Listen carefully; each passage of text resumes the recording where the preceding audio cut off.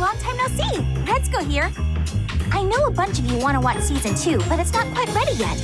That's okay, though, because I'm here with a Christmas present for everybody.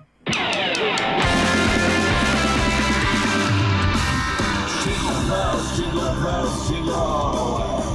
Oh, much fun it is to ride in a one-horse open sleigh. See you later. Check out the full episode on All right, December abrupt 20th. ending. Let's start the show.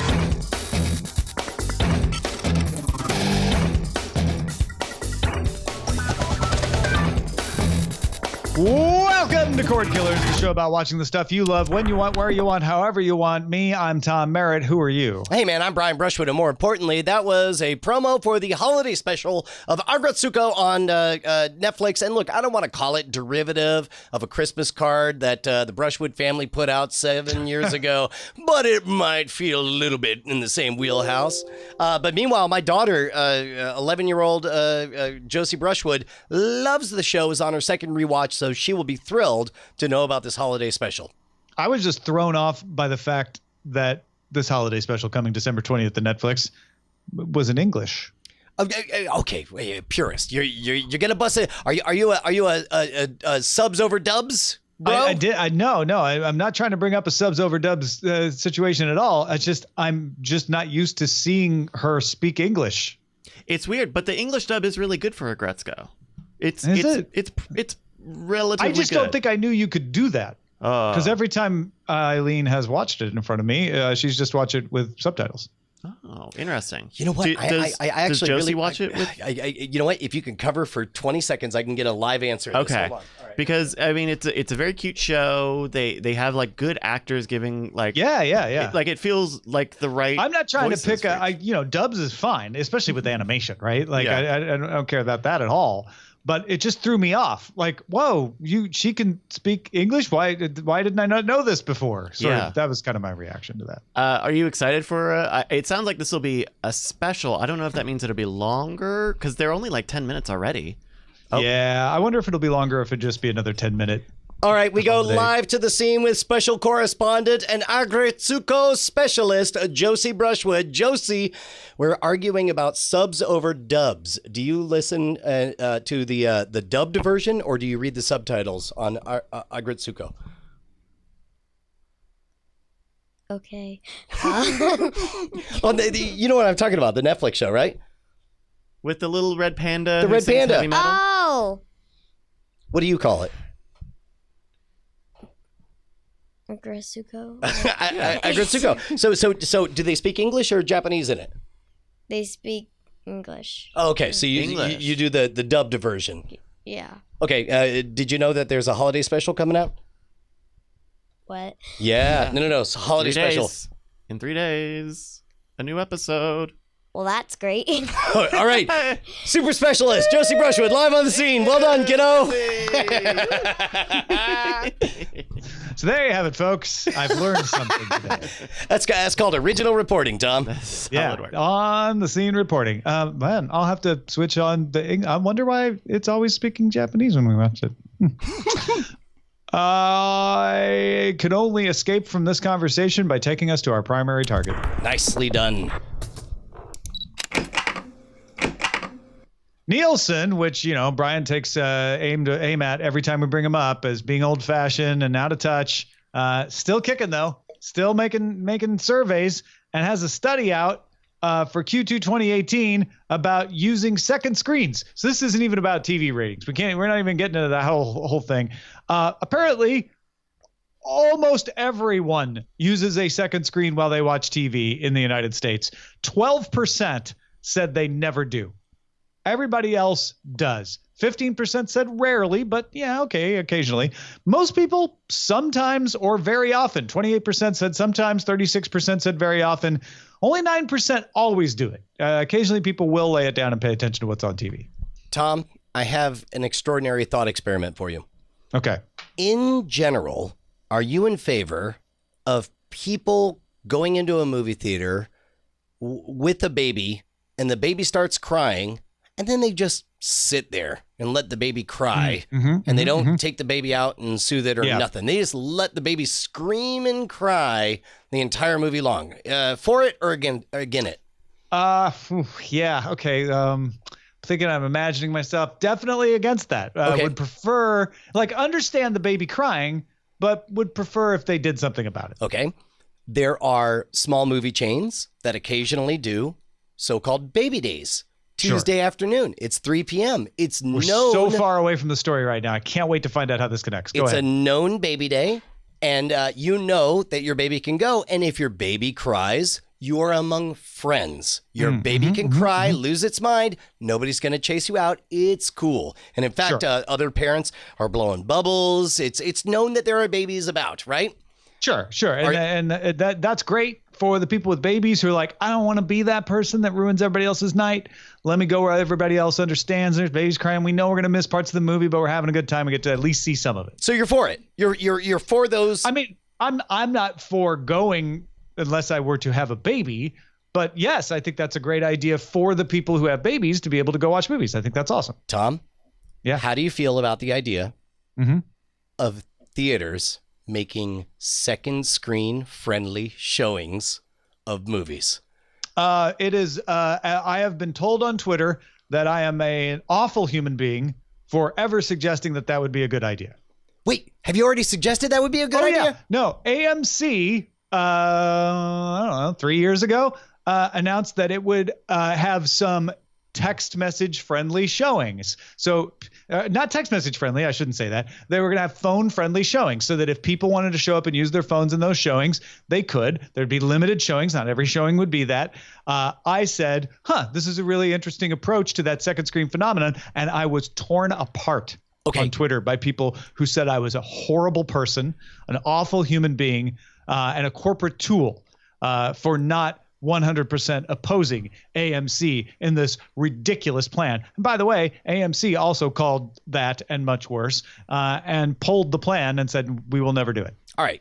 Tom, you don't need to be so defensive. Even though everything everybody said was true, the fact is, I actually think if they leaned heavier into this and instead made it a more Twitch-like experience, imagine going to a first-run movie, or maybe what we used to consider dollar cinema movie, right? So something that's about to hit video on demand, and it was a reduced rate, but everybody there had the AMC app and they had a live chat room, and it was, anything goes, or maybe they had filters or whatever. And it became almost a Rocky Horror Picture Show kind of experience. Part of me thinks that would be precious, first for movies that people had seen before and wanted to make their clever, witty comments at the right time, and then get, virtual claps for or whatever. But then also, all of a sudden that opens up, for sporting events and all this other stuff. I feel like let's take this phenomenon and lean into it and figure out a way to make it a fun thing for everybody. Well, and here's what happened. When AMC announced that years ago, the headline that everyone wrote is AMC to allow phones at showings, right? Which sure. is technically true at some showings. And that just set everybody off. They're like, no way. If they do that, I'll boycott AMC, without realizing you don't have to go to those showings. Right. And nobody took the time to have that kind of subtlety. Here's the other thing. It's not people on their phones talking during the movie. 71%, according to Nielsen, of people who use a second screen while they watch something on their TV, and this, by the way, we're talking about at home in this survey. Brian's just coming up with a kind of a natural outcome of this information. But when they're at home watching TV and using a second screen, 71% are looking up content related to the show. 41% are texting or emailing about the show to other people. 35% shop for products advertised on the show. So whether it's in a commercial or product placement or something. 28% write or read about it on social media, following along on Twitter while you're watching the Oscars or Game of Thrones premiere or whatever. And 15% tuned to a new program after seeing something online. So they were watching a show, looking at their phone, and was like, that's on. Switch the channel. So realize that all of these percentages, you could be a member of several of these cohorts. Like the question is, are you ever doing blank, blank, or blank, right? So 71% are looking up information related to the content, means that only 29% of people are saying, I'm never looking up content related to whatever it is. I'm doing other unrelated stuff, which is understandable, I think, right? Yeah, no, absolutely. And I think your idea is awful in public, but secretly, don't tell anyone on Twitter. I think it's a perfectly reasonable idea. Yeah, right. It's like, why? Again, you're going to have to roll it out carefully and say one showing a day.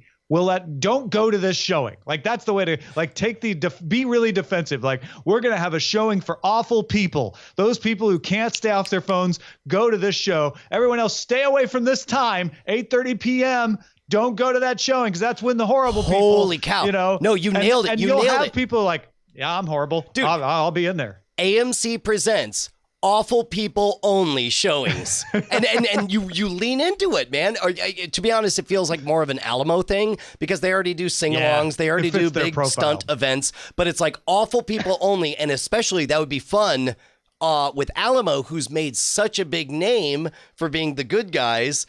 And it's like, it's Alamo with a mask over its face and a Hitler mustache or whatever. It's like, awful people only.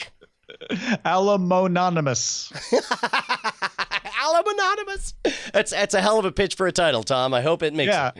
Alamo could totally pull it off because they'd be like, look, we've served you well over the years, but there's a portion of our audience we haven't served, the awful people. It's time we came up with an experience for them. Well, the only problem with that is they've done such a good job, specifically with the Alamo, of demonizing people who are, overly drunk or loud or obnoxious or whatever. Even better. That I'm afraid that everybody showing up would use that as a model for who they're supposed to be, right? Yeah. So maybe this is, to be honest, maybe this is AMC's opportunity to seize. They demonize Alamo and be like, hey man, Alamo doesn't even want you. They're a bunch of jerks. You know what? We're gonna have an awful people only showing, and we're gonna show that they can be civilized and fun, and you can enjoy it. In fact, we'll even do a live chat at the bottom.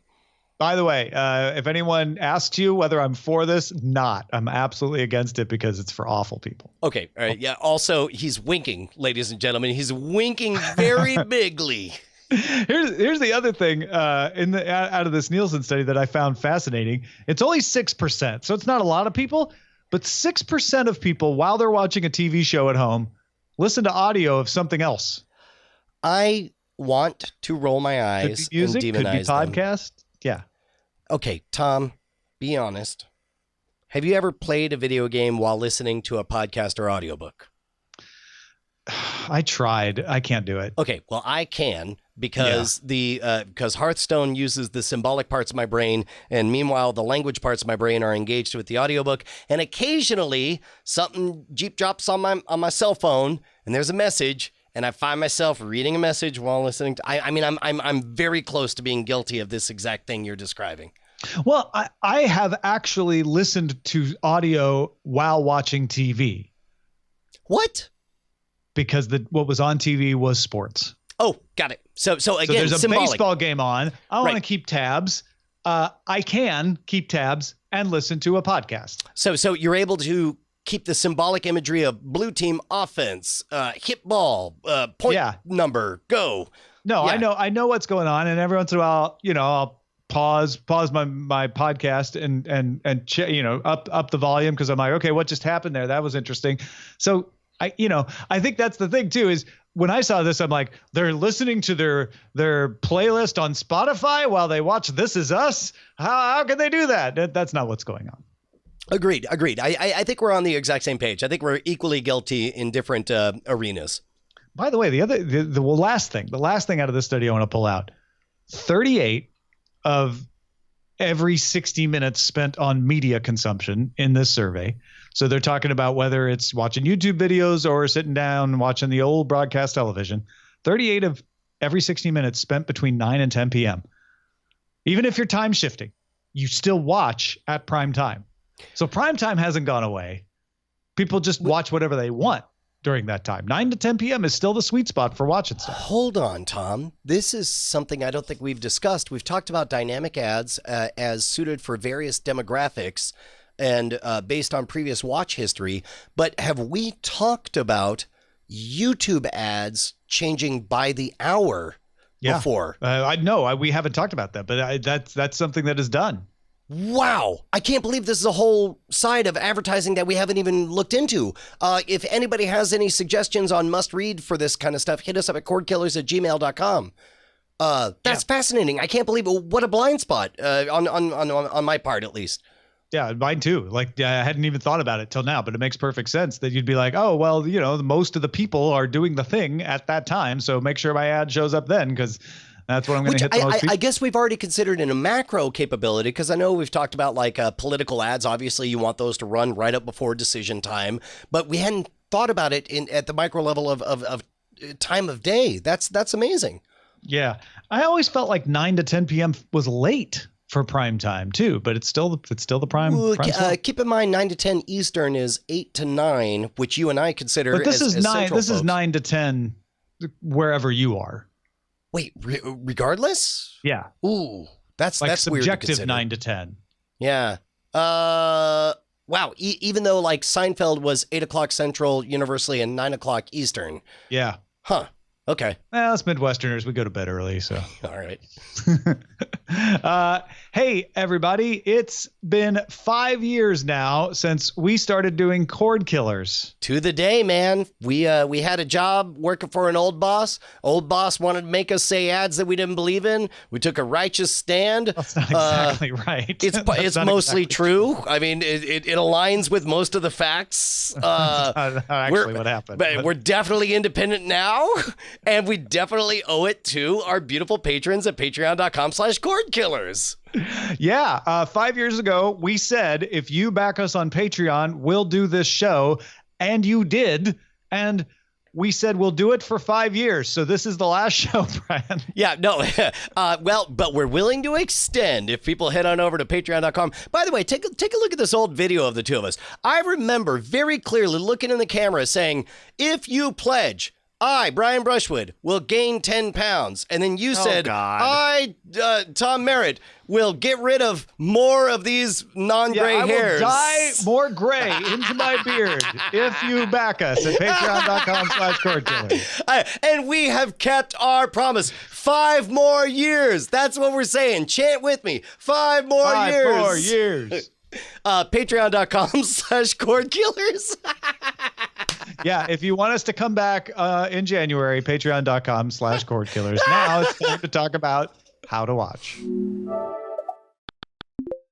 Recode's sources say Facebook is in talks with pay TV services like HBO, Showtime, and Starz to sell their streaming services as add-ons to Facebook Watch. So they're pulling a page from Amazon's playbook. Amazon, of course, has all three of those, HBO, Showtime, and Starz, available as add-ons to Prime Video. Facebook reportedly hopes to launch the option sometime in the first half of 2019. So the deal with Prime Video is we've got this Netflix-like thing full of originals and back catalog, and it's awesome. But you can also add HBO and get your Game of Thrones. You can add Starz and get your Outlander and Counterpart. You can add Showtime and get the things on Showtime. Twin Peaks: The Return is the only one I can think of. Dexter. Anyway, you can do all that on Prime Video and you get it all. Facebook is saying, hey, we really want you to use video on Facebook, so we'll sell you those things too, so you can watch them there. So I'm so conflicted about this because on the one hand, this is a smart decision. Any place that people are watching video, you should offer this because it's worked very, very well for Amazon. I like it. It's convenient. It's easy to subscribe. It's easy to unsubscribe. However, and this is the weird part, Amazon and Facebook are both equally guilty of intrusive snoopery, right? Of keeping up to tabs on what you like and how you act and how you behave. And yet somehow Amazon has to this point managed to evade the hammer of justice slamming down on his face, whereas Facebook, not without merit, is really getting dinged for the horrifically intrusive practices that they engage in. And as Drew Nielsen in the chat says, so Facebook wants to know what you watch, eh? Like, for some reason, this feels like a looming PR disaster. Nah, maybe not disaster. This feels like a looming PR misstep for a brand that is currently embattled in terms of giving you your information diet. And in that regard, it seems like even if it is the right thing to do, I'm going to guess that the margins aren't fat enough to warrant them doing it. And instead, they should continue to be the place that you go to for your fan theories about Game of Thrones, and not the place you go to actually watch Game of Thrones. Well, so many things to unpack there.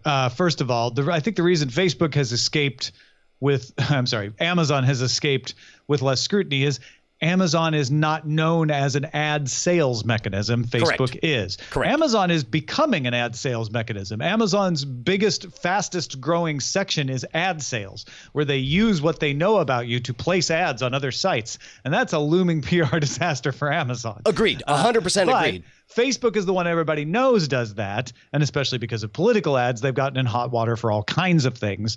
So therefore, them putting something up on Facebook is always going to make that. They can't do anything at all without someone saying, hey, so you're just trying to track more of my behavior. That's not unique to this particular move. It's going to be any move they make. And they're going to have to make moves. This move is meant to say, we really want you to watch the MTV reality shows that we're putting together. We're putting together all kinds of cool originals on Facebook. We don't want to end up like YouTube Premium, where we had to just make it all free with ads because it didn't work behind a paywall. We're not going to do a paywall, though. So how do we make up for that? Oh, I know. We'll sell you subscriptions and take a cut, because we know a lot of people use Facebook. We know a lot of people watch HBO. And honestly, Brian, you're not wrong about the privacy aspect, but Facebook has to fix that for its entire product. So when they fix it for their entire product, I assume they fix it for this and then hope everyone believes them. So allow me to clarify. My beef or concerns is not with their decision to do this. I think inevitably this is the right decision for them to do.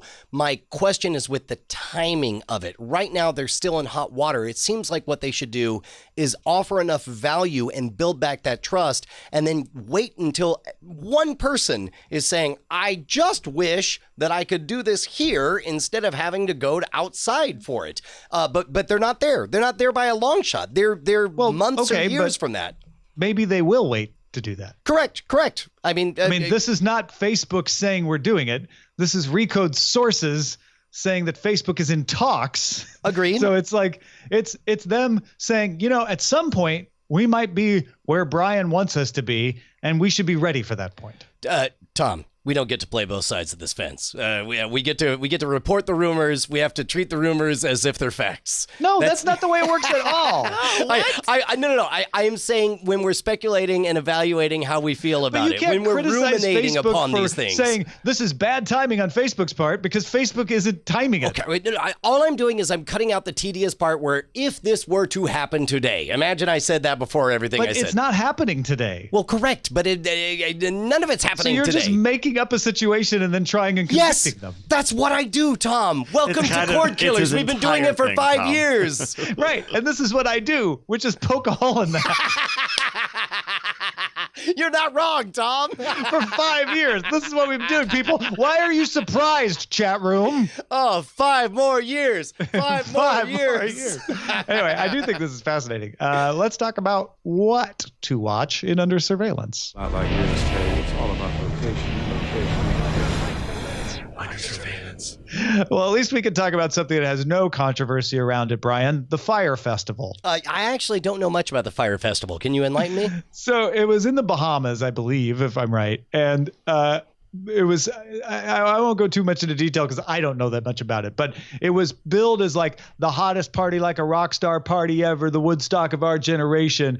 And it was a nightmare. Oh, there that's was no right. logistical support. People were like dehydrated.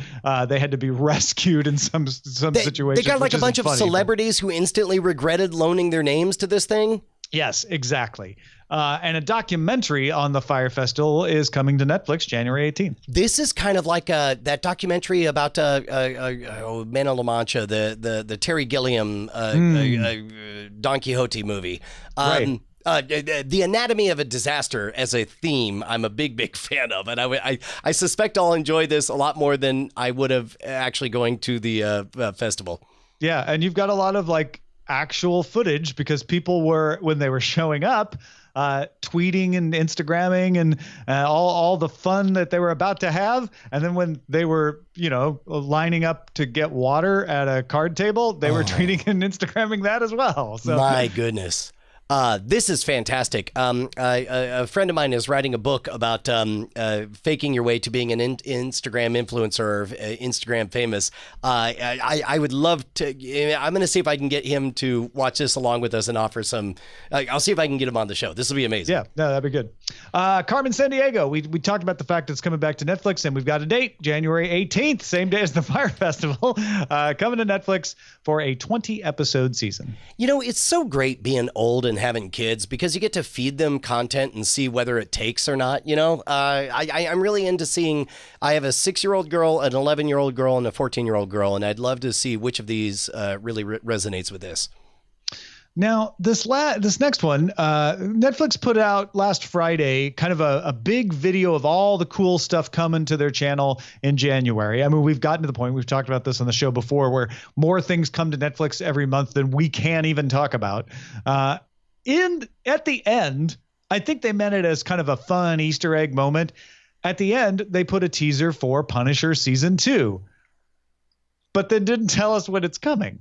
So it's listed as coming soon, but there is some footage from Punisher Season 2 out there. All of this in the backdrop of Daredevil and Luke Cage and Iron Fist being canceled. And Variety reports that the deals between Marvel and Netflix don't allow the characters to appear in non-Netflix shows or movies for 2 years after cancellation. Now, Marvel may be fine with that. They may be saying, well, we wouldn't put Daredevil in a Marvel Extended Universe or Marvel Cinematic Universe movie until 2 years from now, like at this point anyway. It would take us 2 years to work them into the story, no matter what.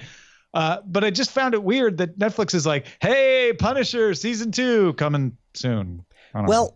I this all feels totally legit. If first of all, on the Punisher side of things, somebody says, hey, it's my job to get a trailer that gets everybody excited. What's in bounds? What's out of bounds? What can I say? What can I say? And then finally it's like, okay, well, we wanted to do a big huzzah for Punisher. And so we can announce that it'll be June of next year. And they say like, well, that's not really confirmed. It's like, well, come on, Joe. What can I say? It's like, you can confirm that there'll be a Punisher. It's like, come on, Joe. Can I just say coming soon? It's like, well, in the industry, soon means anywhere from 8 months to 32 months. And it's like, well, can I say it or not? And finally you get there.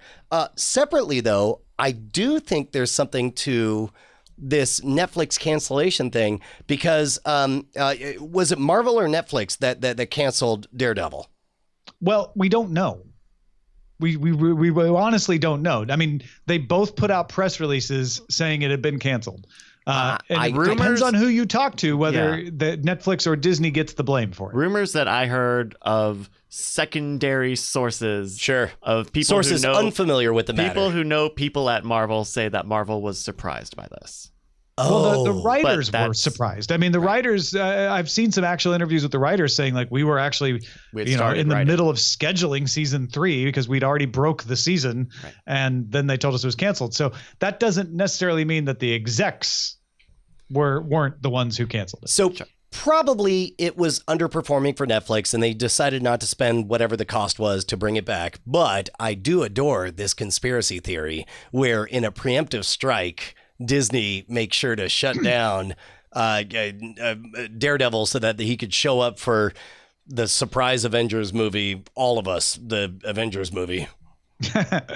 Avengers start game. Oh, you know what? Secret Wars. There you go. I'm going to start that rumor right now. They canceled it so he could show up in Secret Wars. Secret Wars. Yep. Yeah. It has the ring of truth. It's a pretty good rumor. Yeah. Netflix and Spike Lee's production company. Excuse me. Can you handle this one? Yeah, man, I can handle it. Netflix and Spike Lee's production company are making a feature-length version of Stefan Bristol and Frederica Bailey's award-winning short film, See You Yesterday, about a pair of young geniuses who create a time machine to stop an act of police brutality coming next year. I would like to point out that when you said, are you ready for this? I thought you meant, like, should I brace myself for the amazing facts you were about to drop on me? Did not realize you were asking me to read the story. Stuck in my throat instead. But I think you were getting choked Netflix up. Working with Spike Lee's production company is great. This is a really interesting short film that won the HBO Short Film Award that's now being expanded into a feature film. Fantastic, man. I always love seeing multiple iterations of the same idea. You know, so many short stories become novels, become movies, become, I don't know, middling sci-fi series. And Variety reports, Brian, are you ready for this? Oh, yeah, okay.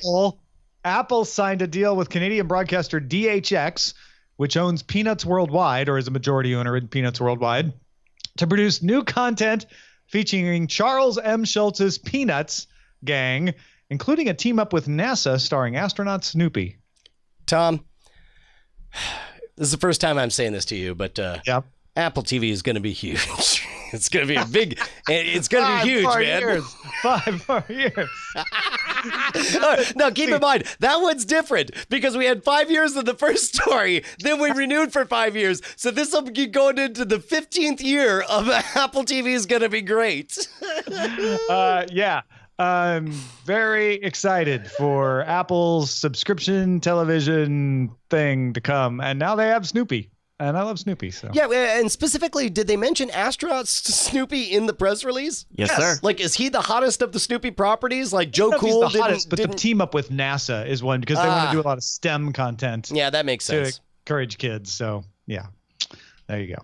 All right, let's talk about what we've had our eyes on. Something we've watched recently that we loved. Brian, what about you? Tom, very rarely am I super disappointed that you didn't see a movie that I saw, mainly because you keep going and seeing all the movies because you may or may not be sleeping with somebody who gives you free movie passes. But for the first time since I was in second grade, I saw a movie and I turned around, bought a ticket, and watched it again. Wow. See, that's why I couldn't see it because you bought my ticket. Yeah, well, and deservedly so because I clearly loved it more than you did. And that was Spider-Man Into the Spider-Verse. Tom, spoiler alert, it's one of my favorite Spider-Man. And I think it's full stop, decidedly the best Spider-Man anything ever, period. Full stop. It is the highest rated on Rotten Tomatoes for the year, I think, this movie. I have not heard a word against it. I am sorely disappointed that our plans to see it this weekend did not work out because everyone basically says it's perfect. Saying it's perfect implies that it's an exemplar that all similar movies should aspire to be. It is uniquely. I mean, it's very Lord and Miller, right? It's very perfect for what it's trying to be. I'm not going to say. You know, like Thor Ragnarok was great for Thor Ragnarok, and Infinity War was perfect for Infinity War. I'm not going to say this needs to be what all movies need to be, but it was as perfect as I could hope for this to be, and it was wonderful beyond words. It was just great. Well, I saw a movie that I rarely call something amazing on my scale of movie appreciation, but we watched Roma, the Alfonso Cuarón movie on Saturday night. This is the one that there was the debate about releasing it in Mexico and when and how and for how long in the VOD windows. It had a 3-week release here in the States. But yeah, in Mexico, they were having a dispute about theaters didn't want to carry it unless they got the full 90-day window. It's amazing. It's intense. It is black and white. Takes place in the Roma neighborhood of Mexico City, which is one of the reasons the whole debate over releasing it in Mexico City was so intense. And it's hard to explain. It is telling a story that's bigger than what you see on the screen in a way that doesn't make you work. You know what's happening off screen, and it doesn't sit there and show you all of that. It shows you the effect of what's happening off screen on these people's lives. In some ways, if I describe it, it's going to sound boring. It's a story about a rich couple in Mexico City who are both academics and go through cheating and a divorce, and the effect it has on their family as well as their maid and their maids, their two live-in maids, one of whom at the same time that the wife is going through this breakup and trying to deal with the kids, that maid gets pregnant from a man and has to deal with that. So, as an Anglophile and fan of like Downton Abbey and stuff, I assume that would it be? I can appreciate what it's like to have people who are not in my situation react to things that would not affect me in any way, but to see that it means something deeply to them. I feel like we get I'm struggling to think of an example right off the bat, but what you're describing is not any weirder than caring a lot about what it means to wear the wrong petticoat in high society meeting, in Victorian England or whatever. Like that means nothing to me here and now, but I deeply appreciate. This is my point, is my description tells you nothing about what this movie is like. Okay, this is great. All the things that I just said it's about is not the story. Oh, okay. So if you're holding a secret back, then great. I mean, that happens and it is a story. But really it's kind of documentary style and very everyday. It's actually the kind of movie that the more I talk about it, the less likely you're going to want to see it, because words cannot describe is a cliche, but sure. This is the kind of movie where you really do need to experience it. And it is very intense and real. And those are things that get bandied about art films and stuff and make you sound pretentious and everything. And then you go watch The Bicycle Thief and you're like, I don't know if I understand it. This you will entirely understand. It's entirely accessible and punches you in the heart, but also isn't dramatic. Is it, it's all in Spanish? It is mostly in Spanish. It is subtitled, and there's one other language, which is like the language of the two maids' native village, which is also subtitled. There are a few other languages spoken here and there, like there's some English spoken. They don't subtitle any of the languages that aren't those two languages that I just mentioned. And you watched it in the movie theater, but it will be in No, Netflix? I watched it on Netflix. Oh, it's already out on Netflix. Now, baby. Oh, hot damn. Okay, all right. Maybe I'll jump right in that. Yeah, just be prepared. It's not a casual watch. God, oh, that's my kryptonite. What are you doing? I mean, it's not hard work to watch, right? Like to understand what's going on or anything. But it's not. You can't play Hearthstone and watch it and really. Yeah. No. Yeah. Okay. Fair enough. That's all I'm saying. All right, let's talk about what we should be on the lookout for, Bryce. Hey, speaking of new Netflix movies, I have a light pick. If Roma is the very heavy pick, I have a pretty light Roma pick. Chaser. Yes, Roma Chaser.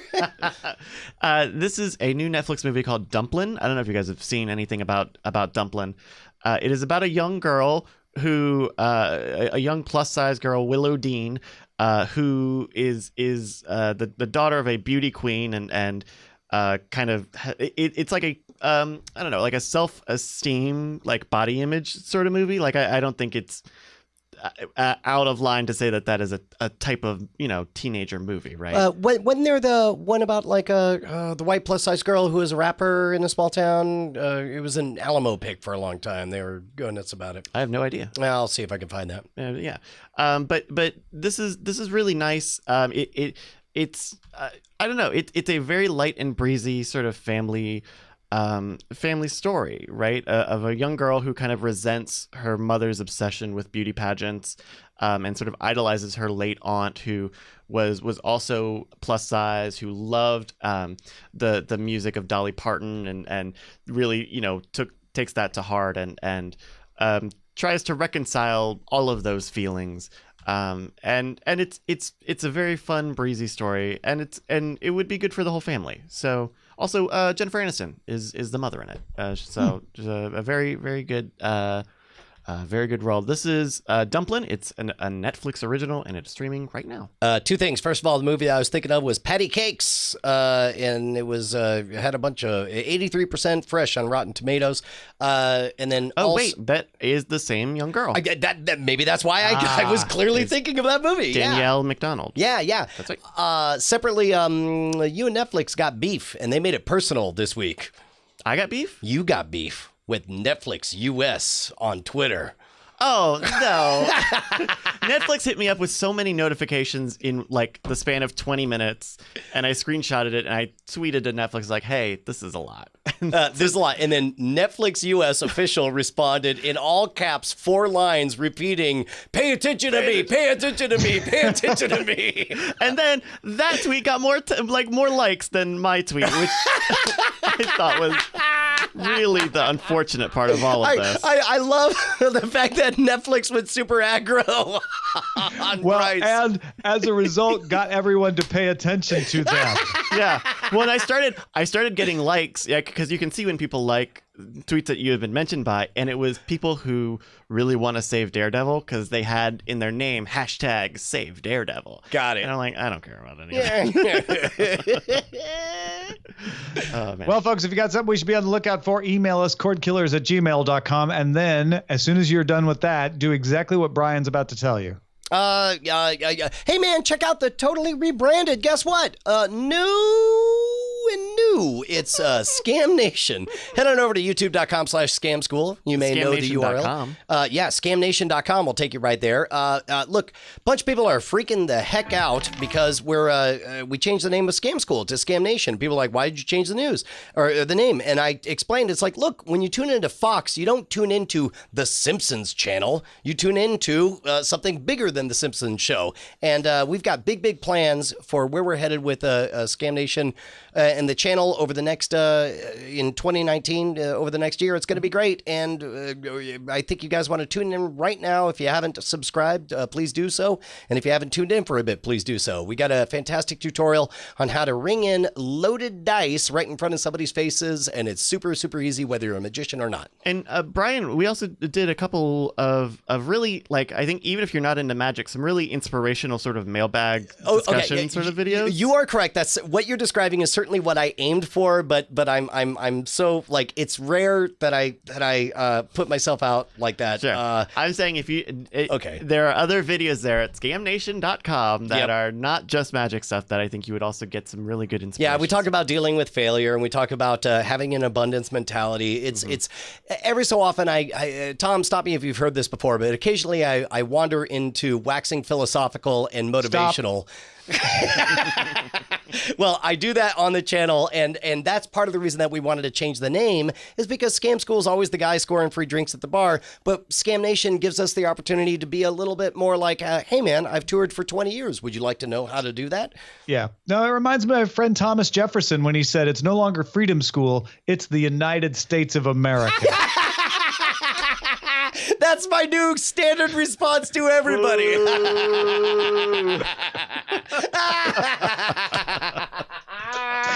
Let's move on to the front lines. Front lines. Twitter user A Guy in Share owns the URL AvengersEndgame.com. And when it was announced as the official title of the next Avengers movie, he redirected it to Deadpool. So that everyone typing in AvengersEndgame.com went to Deadpool's website.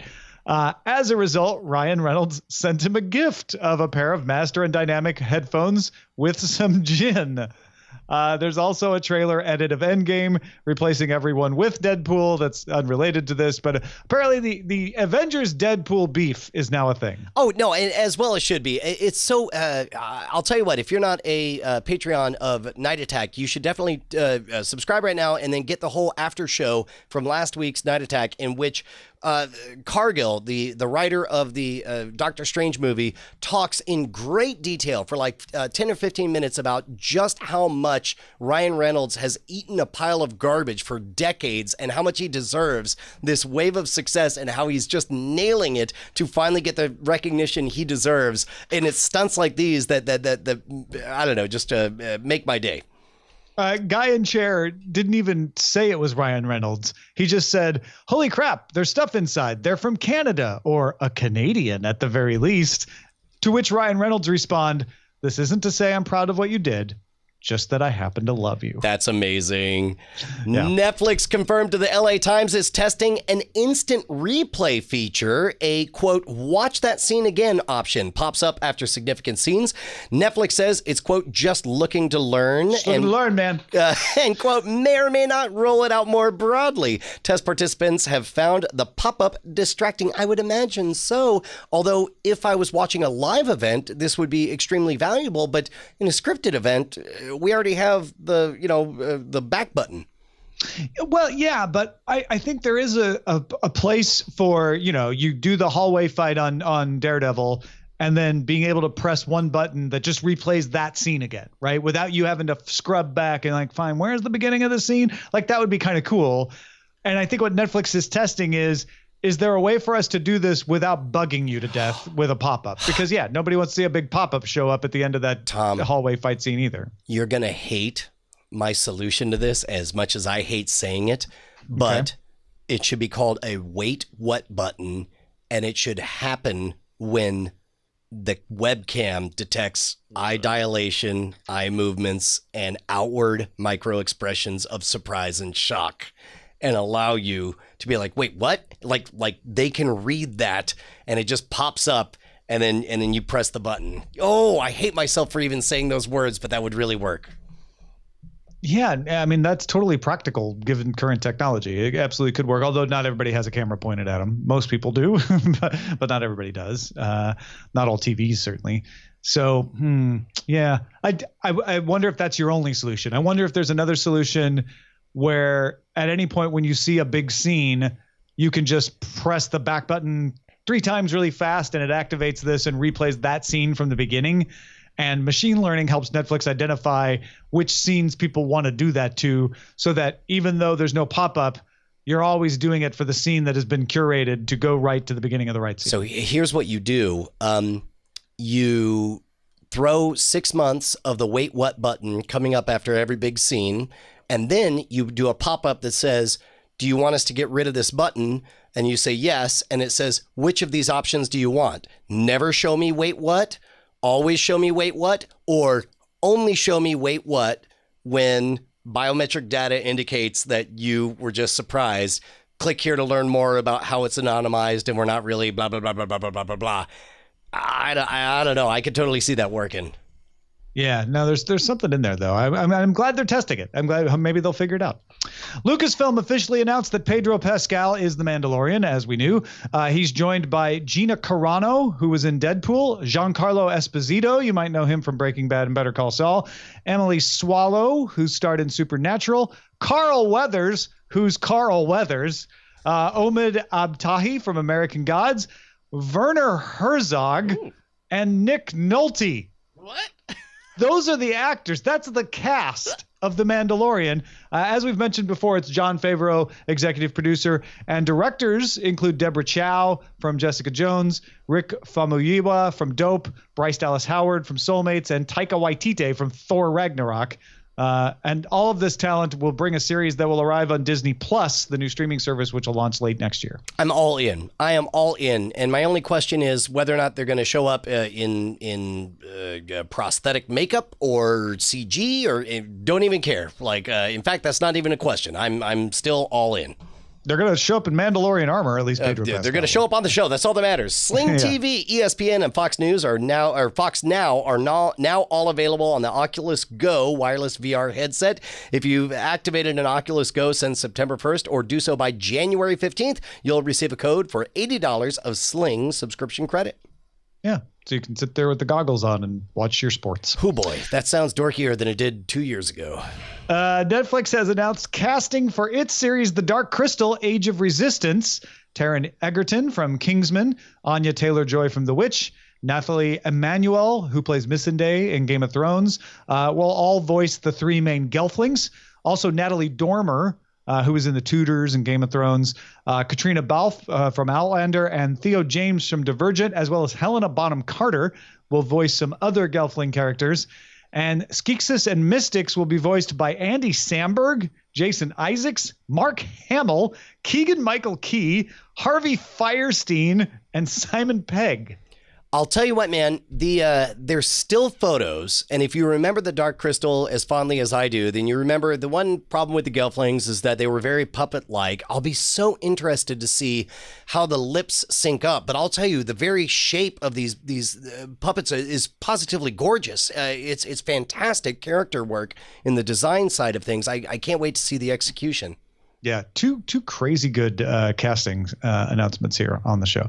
Let's get to our dispatches from the front.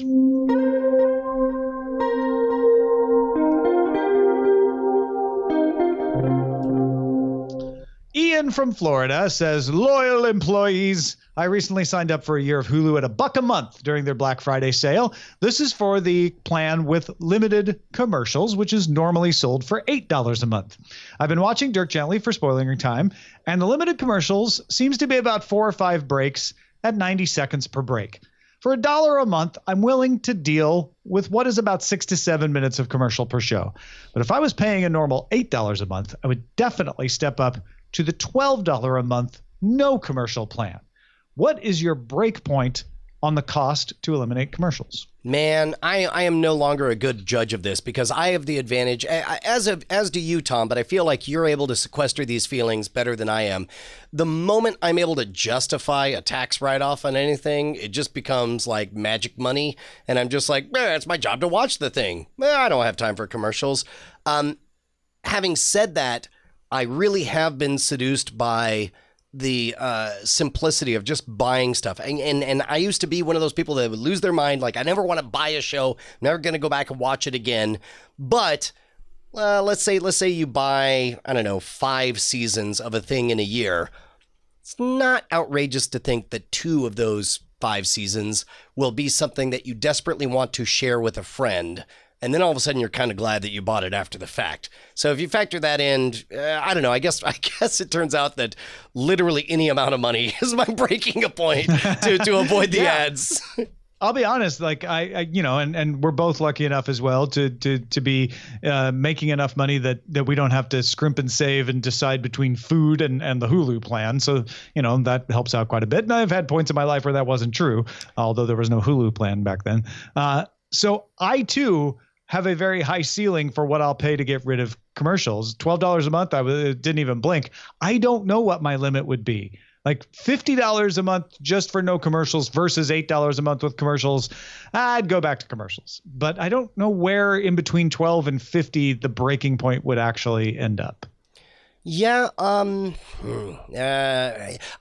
tell you what. There's also, I don't want to call it like a religious thing, but like there's an ethical purity to presenting content for content's sake to my children, and it's one thing for me to put up with commercials because I at least perceive myself as able to filter stuff out, but I won't ascribe that talent to my 6-year-old or my 11-year-old. And so as a result, it's more tempting for me to spend money to avoid them from being essentially programmed, which is what it is. And another piece of evidence to submit is I watch The Simpsons on the FX Now app with commercials. It's 1 commercial per break, so it's not a lot.